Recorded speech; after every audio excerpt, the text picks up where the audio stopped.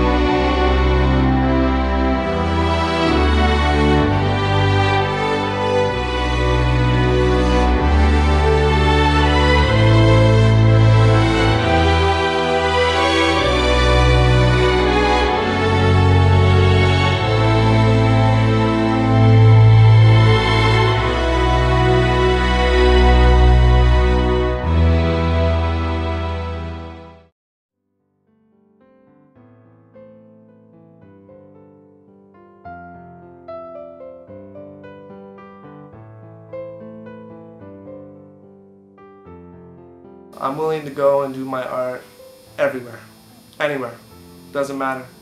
As long as it's a beautiful project that I want to do, that I'm intrigued into doing, that I have a desire to do.